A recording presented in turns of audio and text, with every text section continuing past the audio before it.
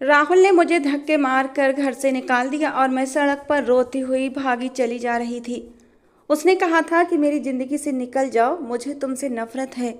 उसके शब्द मुझे अंदर ही अंदर मार रहे थे। राहुल ने मुझे बेवजह घर से नहीं निकाला था, बल्कि इस सब की जिम्मेदार मैं खुद थी। मैंने खुद ही अपनी हंसती खेलती ज़िंदगी में आग लगाई थी।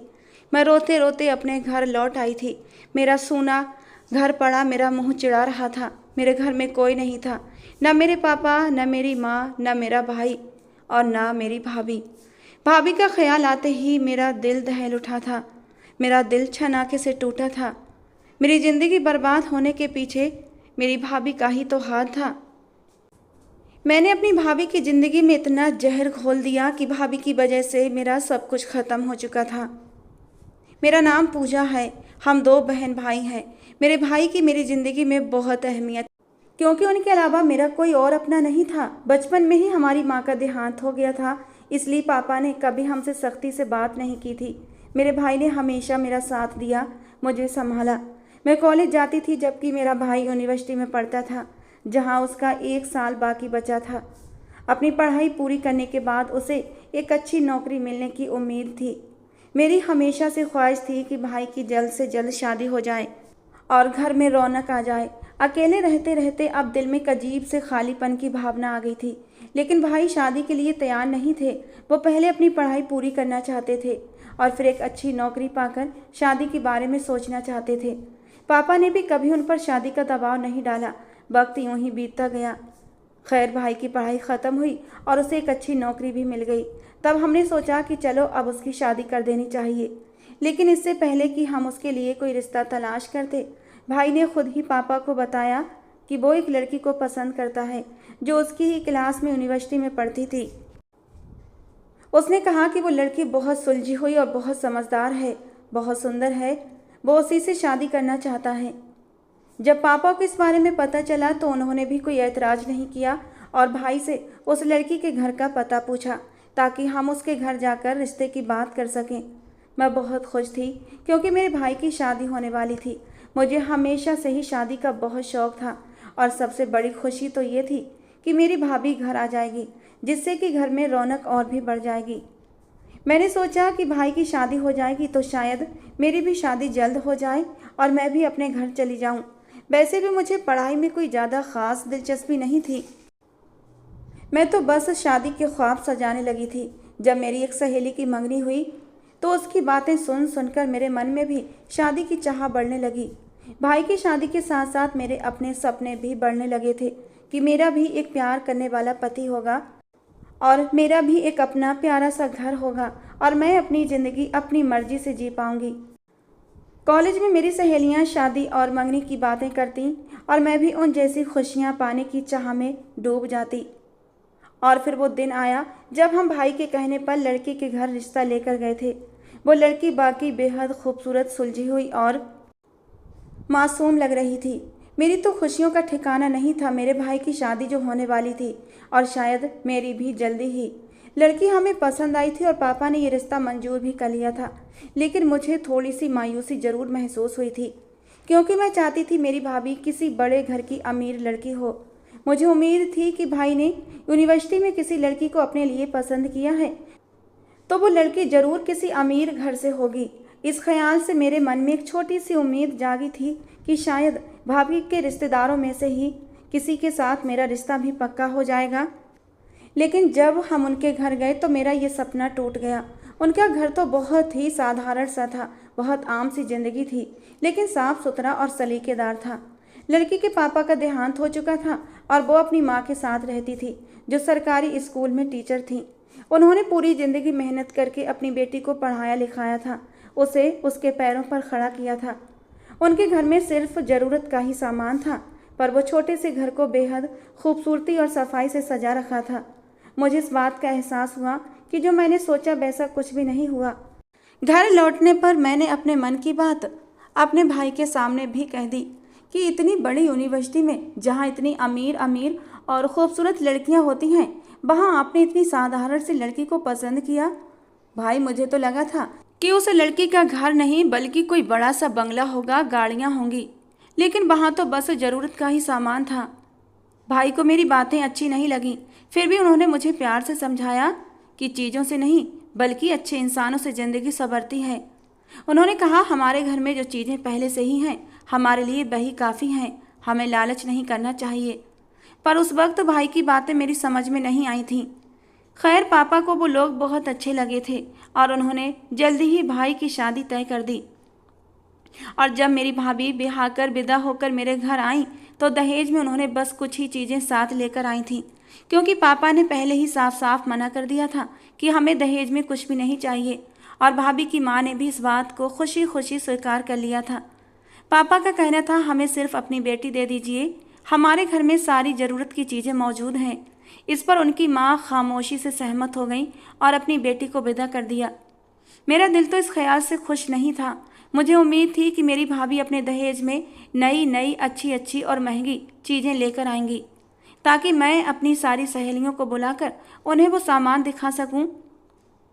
मेरी जो भी सहेलियां भाई की शादी में आई थीं उन्होंने मेरी भाभी की खूबसूरती की बहुत तारीफ़ की थी, पर साथ ही ये भी कहा था कि तुम्हारे भाई को इससे अच्छी भी लड़की मिल सकती थी जो अपने साथ लाखों का दहेज लेकर आती।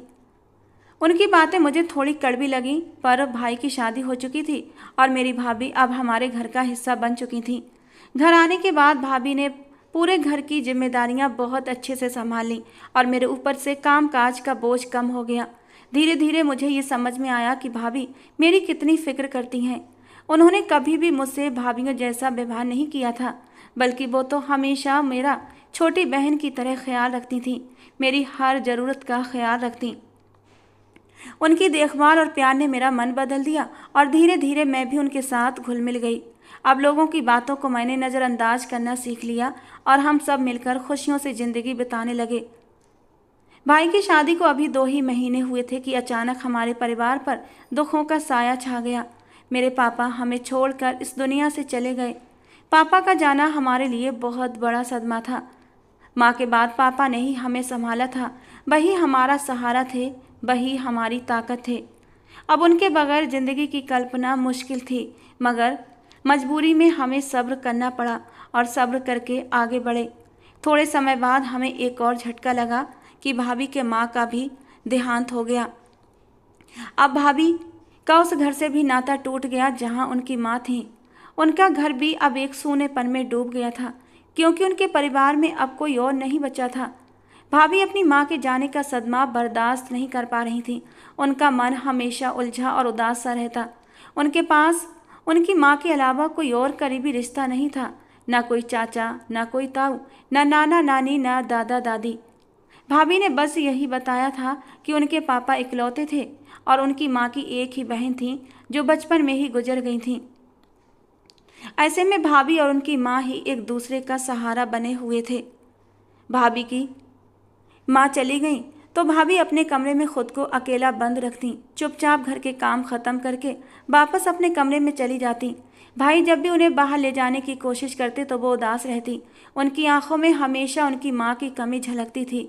हम सब ने सोचा कि समय के साथ साथ शायद उनका दर्द कुछ कम होगा और वो पहले की तरह खुश रहने लगेंगी, लेकिन ऐसा नहीं हुआ। भाभी की माँ के गुजर जाने के 2 महीने के बाद भी उनका दिल इस सदमे में ही डूबा रहता। कभी कभी वो माँ के घर जाकर उनकी चीज़ें ले आती और जैसे उन चीज़ों को, उन यादों को अपने पास संजोने की कोशिश करती। भाई ने इस बीच ऑफिस से छुट्टी ले ली थी ताकि वो भाभी के साथ समय बिता सकें और उन्हें ज़िंदगी की तरफ लौटाने में उनकी मदद कर सकें। भाई ने उनके साथ वो समय बिताया, उनका साथ दिया और ये भरोसा दिलाया कि हम सब उनके साथ हैं। धीरे धीरे भाई की कोशिशें रंग लाईं और भाभी ने अपने दर्द से बाहर आकर पहले जैसी जिंदगी जीना शुरू कर दिया। भाई उन्हें बाहर ले जाने लगे, उनकी देखभाल करने लगे और उनके इलाज का भी इंतजाम किया। डॉक्टरों का कहना था भाभी को कोई और सदमा नहीं मिलना चाहिए, वरना उनकी मानसिक हालत और भी बिगड़ सकती है। भाई ने बहुत कोशिशें की कि भाभी को ऐसी किसी भी चीज़ से दूर रखा जाए जिससे उनका दुख और गहरा हो जाए। कुछ समय बाद भाभी के चेहरे पर खुशी लौट आई थी और उन्होंने अपनी रूटीन की ज़िंदगी अपनानी शुरू कर दी। लेकिन ये खुशी भी ज़्यादा लंबे समय तक हमारे पास नहीं रह सकी। भाई को अपने ऑफिस के काम के सिलसिले में दूसरे शहर जाना पड़ा। भाभी उनके जाने से बहुत घबरा रही थी, कह रही थी आप मत जाओ, मुझे बहुत डर लग रहा है। मगर भाई ने उन्हें समझाने की कोशिश की। समझाने लगे, देखो अनीता, मेरा जाना जरूरी है, वरना मेरी नौकरी जा सकती है। भाभी को समझाकर और मुझे उनका ख्याल रखने को कहकर भाई आखिरकार दूसरे शहर चले गए। उन्होंने वादा किया था कि वो बस 2 दिन में ही लौट आएंगे, और वो भी केवल काम की वजह से जा रहे थे, नहीं तो कभी भी भाभी को अकेला छोड़कर न जाते। मैंने भाभी को समझाने की कोशिश की कि उन्हें परेशान होने की ज़रूरत नहीं है, क्योंकि मैं उनके साथ हूँ और भाई जल्दी ही वापस आ जाएंगे। भाई के जाने का 1 दिन गुजर चुका था और उन्होंने कहा था कि वहाँ पहुँचते ही फ़ोन करेंगे, लेकिन उनका फ़ोन अब तक नहीं आया था। भाभी पहले ही उनकी गैर मौजूदगी से बेचैन थी। उनका भाई को जाना भी पसंद नहीं था और अब उनका फ़ोन न आने के कारण भाभी और भी ज़्यादा परेशान हो गई थी। मैंने उन्हें समझाया कि शायद भाई अपने काम में व्यस्त होंगे, इसलिए फ़ोन नहीं कर पाया। लेकिन समय बीतता गया, सुबह से दोपहर और दोपहर से रात हो गई, पर कोई खबर नहीं मिली। अब तो मैं भी चिंतित होने लगी थी। भाई इतने लापरवाह कभी नहीं थे। वो जानते थे कि अगर उन्होंने फ़ोन नहीं किया तो भाभी परेशान हो जाएंगी। हमने कई बार फ़ोन किया, लेकिन उनका नंबर बंद ही मिला। ये देखकर हमारी चिंता और बढ़ गई। मेरे पास भाई के दोस्त का नंबर था, जो उनके साथ ही गया था। मैंने तुरंत उसे फ़ोन किया और भाई के बारे में उससे पूछा, और फिर उसने जो बताया था वो सब सुनकर तो मेरे पैरों तले से ज़मीन खिसक गई थी। मेरे भाई के दोस्त का कहना था कि मेरे भाई का वहाँ एक भयानक एक्सीडेंट हो गया है और वो अस्पताल में भर्ती हैं। उसने हमें सिर्फ यही कहा कि उनकी ज़िंदगी के लिए दुआ करें। ये खबर सुनकर हमारे ऊपर जैसे कहर टूट पड़ा था। भाभी और मैं दोनों भाई की सलामती के लिए दुआएं करने लगे।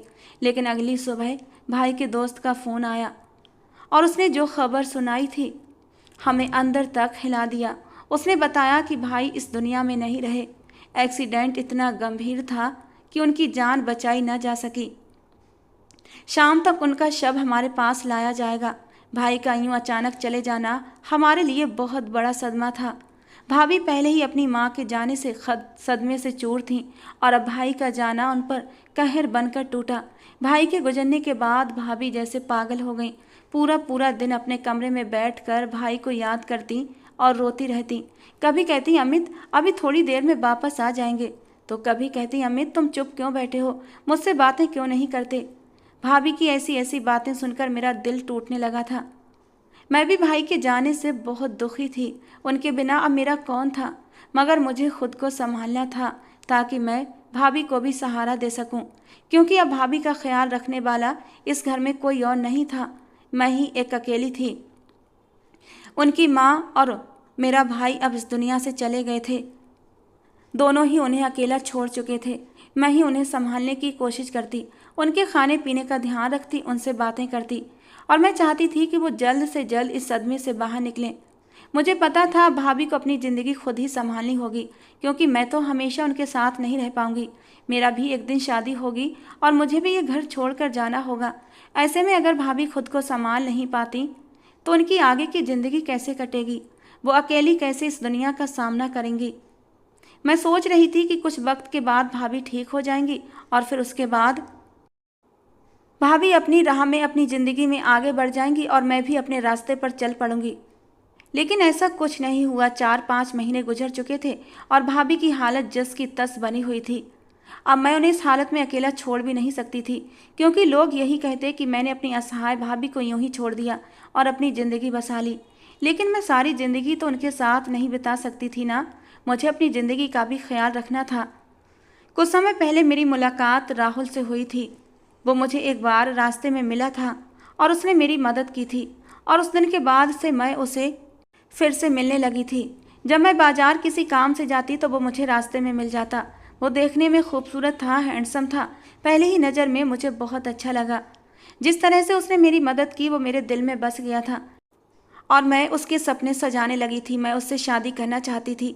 धीरे धीरे मैंने उसका नंबर लिया और उससे बातचीत शुरू कर दी। मैंने उसे बताया कि मेरे भाई का देहांत हो गया और मेरा अब कोई सहारा नहीं है। मेरे मम्मी पापा तो बहुत पहले ही मुझे छोड़कर चले गए थे।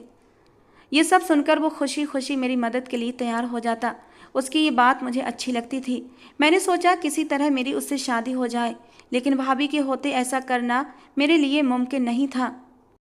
और एक दिन मेरी खुशी का ठिकाना नहीं रहा जब राहुल ने खुद ही मुझसे शादी की बात की और मैं तुरंत मान गई। मुझे पता था वो मुझसे मोहब्बत नहीं करता, क्योंकि मैंने उसकी आंखों में कभी अपने लिए चाहत के रंग नहीं देखे थे। लेकिन वो मेरा सम्मान बहुत करता था और शायद मेरी स्थिति को समझते हुए वो मुझे इज्जत से रखना चाहता था और मुझे बुरे लोगों की नज़र से बचाना चाहता था। राहुल एक अच्छा इंसान था और उसका मेरे लिए शादी के लिए तैयार होना ही मेरे लिए काफ़ी था, क्योंकि मैं तो उससे मोहब्बत करने लगी थी और अब मुझे किसी भी तरह से भाभी को अपने रास्ते से हटाना था। मोहल्ले में जो भी औरतें आती मैं उनसे कहती कि मेरी भाभी पूरी तरह पागल हो चुकी हैं और पागलपन में दूसरों को नुकसान पहुंचा सकती हैं। ये सब झूठ था। मेरी भाभी पागल नहीं थी, बस भाई के जाने के सदमे में डूबी रहती थीं और किसी से बात नहीं करती थीं। अपने कमरे में अकेली बैठकर भाई की यादों में खोई रहती। लेकिन मैंने उनकी हालत के बारे में सबसे झूठ बोलना शुरू कर दिया ताकि लोग मुझ पर दया करें और मेरी बातों पर विश्वास करें। एक दिन मैंने भाभी को स्टोर रूम में बंद कर दिया और लोगों से कह दिया कि उनकी हालत इतनी ख़राब हो गई है कि मैंने उन्हें अस्पताल भिजवा दिया है ताकि वहाँ पर उनकी अच्छे से देखभाल हो सके। लोगों ने मेरी बातों पर भरोसा कर लिया और अगले ही दिन मैंने बहुत ही सादगी से राहुल से शादी कर ली। मैं बहुत खुश थी कि अब कोई मुझसे भाभी के बारे में सवाल नहीं करेगा, क्योंकि सब लोग यही मान रहे थे कि मैंने इलाज की खातिर भाभी को अस्पताल में एडमिट करवा दिया है। राहुल को इस बारे में कुछ भी पता नहीं था। राहुल को तो मेरी भाभी के बारे में ही नहीं पता था। मैं अपने घर को ताला लगाकर राहुल के साथ रहने लगी और अपनी खुशी में भाभी को स्टोर रूम में बंद करने की बात एकदम भूल गई। शादी के 2 दिन बाद मुझे अपने किसी ज़रूरी सामान की ज़रूरत पड़ी जो मेरे पुराने घर में था। मैं राहुल के साथ अपने घर आई। वहाँ पहुँचते ही अचानक मुझे भाभी की याद आई थी और मेरा दिल धक से रह गया। मैंने तो अपनी खुशी में उन्हें बिल्कुल ही भुला दिया था। राहुल मुझे छोड़कर अपने किसी काम से चला गया और मुझसे कहा था कि जैसे ही तुम अपना सामान ले लो तो मुझे फ़ोन कर देना ताकि वो मुझे वापस ले जा सके। जैसे ही मैंने स्टोर रूम का दरवाज़ा खोला था, मेरी चीख निकल गई थी। भाभी वहाँ बेहोश पड़ी थी। मैंने उन्हें उठाने की बहुत कोशिश की, लेकिन उन्हें होश नहीं आ रहा था। वो बेहोश हो चुकी थीं और फिर अचानक ही मेरी नज़र दरवाजे पर पड़ी जहाँ राहुल खड़ा था और ये सब देखकर हैरान था। आगे बढ़कर राहुल ने मुझसे भाभी के बारे में पूछा, लेकिन मैं चुप रही। मैं राहुल को क्या बताती। भाभी की हालत बहुत ख़राब हो रही थी। हम तुरंत भाभी को लेकर अस्पताल गए। डॉक्टरों ने बताया कि वो 2-3 दिन से भूखी थीं, इसीलिए बेहोश हो गई हैं। अस्पताल से लौटने के बाद राहुल ने मुझसे इस बारे में पूछा और मेरे पास अब सफाई देने के लिए कोई बहाना नहीं था। मैं राहुल को क्या झूठ बोलती, उसे क्या बताती। उसने सब कुछ अपनी आंखों से देखा था और फिर आखिरकार मैंने सच्चाई राहुल के सामने स्वीकार कर ली कि मैंने शादी के लिए किस तरह अपनी भाभी को पागल साबित कर दिया और उन्हें स्टोर रूम में बंद कर दिया। राहुल को ये सब सुनकर बहुत गुस्सा आया। वो हमेशा से ही एक नरम दिल इंसान रहा था, दूसरों के दर्द को समझने वाला। मुझे मालूम था मेरी इन हरकतों से उसे बेहद आहत किया होगा। मैंने अपने किए पर बहुत पछतावा महसूस किया। रोते हुए राहुल से माफ़ी भी मांगी। मैंने कहा, प्लीज़ राहुल, मुझे माफ़ कर दो। मैं अपनी गलती मानती हूँ और अब मैं सच में अपनी इस गलती को सुधारना चाहती हूँ। मैं भाभी का इलाज कराऊंगी, उनका ध्यान रखूंगी, उनकी सेवा करूंगी और उन्हें ठीक भी कर लूँगी। मेरी बात पर राहुल का दिल पसीज गया और फिर उसने मुझे माफ़ कर दिया। अब मेरी भाभी हमारे साथ ही रहने लगी थी। हम उनका इलाज करवा रहे थे और राहुल अब मेरी भाभी की बहुत फिक्र करने लगा था। वो उनकी तारीफ़ें करता, उनकी तकलीफ़ समझता और हर संभव मदद के लिए तैयार रहता। ये सब कुछ देखकर मेरे भीतर एक बेचैनी सी उठने लगी थी। मुझे अंदर ही अंदर अपनी भाभी अब जलन महसूस होने लगी, क्योंकि भाभी की हालत पर राहुल का इतना ध्यान देना मुझे बिल्कुल भी पसंद नहीं आ रहा था। धीरे धीरे मुझे फिर से अपनी भाभी से नफरत होने लगी। मुझे राहुल को खुश रखने के लिए भाभी की देखभाल करनी पड़ती थी और अगर जरा सी भी चूक हो जाती तो राहुल मुझसे नाराज़ हो जाता और मेरा दिल ये बातें बर्दाश्त नहीं कर पा रहा था कि राहुल मुझे छोड़कर भाभी को ज़्यादा अहमियत देने लगा था। इसके अलावा मैं चाहती थी मेरी ज़िंदगी से भाभी की जिम्मेदारी हमेशा के लिए हट जाए, लेकिन ऐसा नहीं हो रहा था। मेरे हिस्से की खुशियाँ मुझसे दूर होने लगी थीं। मैं सारा दिन या तो घर के कामों में लगी रहती या फिर भाभी का ख्याल रखती। अब मैंने सोच लिया था कि आगे मुझे क्या करना है। भाभी के बिना ही अब मुझे ज़िंदगी में सुकून मिलने वाला था। और फिर एक दिन जब राहुल घर पर नहीं था तो मैंने भाभी को धक्के देकर अपने घर से बाहर निकाल दिया। मैंने भाभी से कहा, तुम यहाँ से चली जाओ, तुम्हारी वजह से मेरा पति मुझ पर ध्यान नहीं देता। क्यों मेरी ज़िंदगी पर गिरहन बनकर छाई हो? पहले मेरे भाई को छीना, मेरे पापा को भी छीना, और अब मेरे पति पर नज़रें गड़ाए बैठी हो। तुम तो डायन हो, डायन। तुम मेरी खुशियों को निगलना चाहती हो। निकल जाओ मेरी ज़िंदगी से। भाभी रोते हुए मुझसे विनती करती रहीं, प्लीज़ ऐसा मत करो, इस दुनिया में मेरा कोई नहीं है, मैं कहाँ जाऊँगी। लेकिन मैंने उनके आंसुओं पर ध्यान नहीं दिया और दरवाज़ा अंदर से बंद कर लिया। काफ़ी देर तक भाभी दरवाज़ा खटखटाती रहीं, पर मैंने दरवाज़ा नहीं खोला। कुछ समय बाद बाहर से कोई आवाज़ नहीं आई और मैं समझ गई कि अब वो चली गई हैं। जब राहुल वापस आया तो मैंने अपने सिर पर चोट मारकर एक बहाना बना लिया था। मैंने कहा, देखो राहुल, भाभी ने मुझ पर हमला किया था और घर छोड़कर भाग गईं। मैंने उन्हें रोकने की बहुत कोशिश की थी, पर वो मुझे धक्का देकर चली गईं। उनके जाने के बाद मैंने उन्हें ढूंढने की भी कोशिश की थी, पर वो मुझे कहीं नहीं मिली।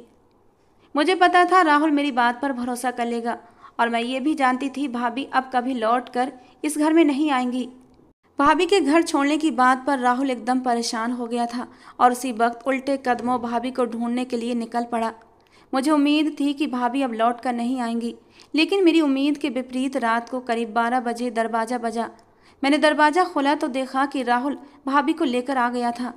मुझे देखकर राहुल की आंखों में गहरी नाराज़गी और नफरत थी। उसी वक्त उन्होंने मुझसे कहा, तुम इस घर में रहने के काबिल नहीं हो। तुम इतनी खुदगर्ज और पत्थर दिल हो गई कि अपने स्वार्थ के लिए अपनी ही भाभी के साथ ये सब कर दिया। मैंने तुमसे इसलिए शादी की थी कि तुम्हारा इस दुनिया में कोई नहीं था। मैंने तो सोचा था कि तुम्हें सहारा दूंगा, इज्जत और सम्मान दूंगा, लेकिन मुझे नहीं पता था कि तुम इतनी खुदगर्ज और निर्दयी हो। तुमने पहले भी अपने स्वार्थ के लिए अपनी भाभी को स्टोर रूम में बंद किया था, उनकी जान की परवाह नहीं की थी, और अब तुमने फिर से उन्हें घर से बाहर निकाल दिया। मैं अब तुम्हें अपनी ज़िंदगी में रखना नहीं चाहता, तुम यहाँ से चली जाओ। उसकी ये बातें सुनकर मेरा सिर शर्म से झुक गया।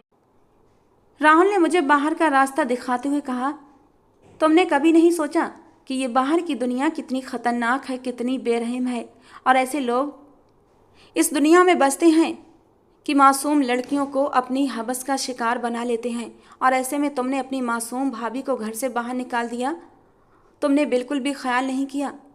तुम एक ऐसी औरत हो कि दूसरी औरत की दुश्मन बन बैठी। तुम ऐसा कैसे कर सकती हो?